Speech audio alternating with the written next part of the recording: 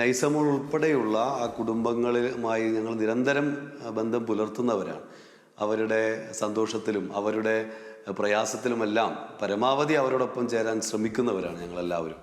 അപ്പം ഷാജഹാൻ്റെ ഇപ്പം കുഞ്ഞാണ് നമ്മുടെ ഷാജഹാൻ. ചെറുപ്പക്കാരനായ ഒരാൾ മരിച്ചുപോയതാണ്. ഷാജഹാൻ്റെ കുഞ്ഞാണ് നൈസമോൾ.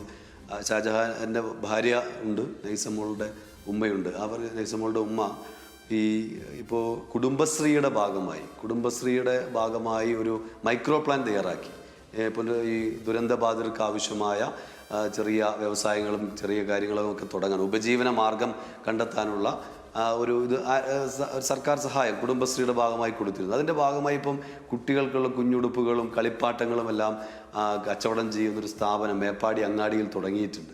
അപ്പോൾ അതെല്ലാം വളരെ സന്തോഷം നിറഞ്ഞ് അവരതിൻ്റെ ഭാഗമായി മുന്നോട്ട് പോവുകയാണ്. അതിലെല്ലാം ഞങ്ങളെല്ലാം അവരുടെ ആ കാര്യത്തിലെല്ലാം അവർ കാണാനും അവർക്ക് പിന്തുണയർപ്പിക്കാനും ഉണ്ടായിരുന്നവർ. നൈസമോളുമായിട്ട് ഞങ്ങൾക്കെല്ലാം നല്ല സ്നേഹത്തിൽ ഞങ്ങളെ അവിടെ കണ്ടാൽ തിരിച്ചറിയുകയും അങ്ങനെ പെരുമാറുന്നവരാണ്.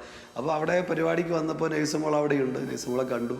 അപ്പോൾ കണ്ടപ്പോൾ സ്വാഭാവികമായിട്ടും നൈസമോൾ ആണെങ്കിൽ നല്ല ഈ കളി അങ്ങനെ ഓടി കളിക്കാനും ഒക്കെ ഉള്ളൊരു ചെറിയ കുഞ്ഞാണല്ലോ.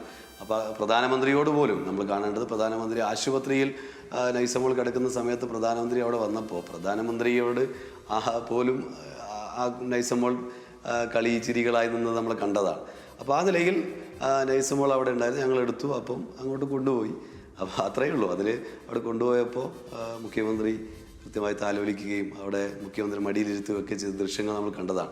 അതിലൊരു പ്രാധാന്യം എന്ന് പറയുന്നത് കേന്ദ്ര ഗവൺമെൻറ്റിൻ്റെ ഒരു അവഗണനയുണ്ടല്ലോ. അത് നമ്മൾ വളരെ ഗൗരവമായി കണ്ടത്. ഒരു മനുഷ്യരായി പോലും നൈസമോൾ ഉൾപ്പെടെയുള്ള ദുരന്തബാധിതരെ കേന്ദ്ര ഗവൺമെൻറ് കണ്ടിട്ടില്ല. അതുപോലെ വീഡിയോ എടുത്ത് റീൽസ് എടുത്ത് പ്രചരിപ്പിച്ചതല്ലാതെ ഒരു നയാ പൈസ തരാൻ തയ്യാറായിട്ടില്ല.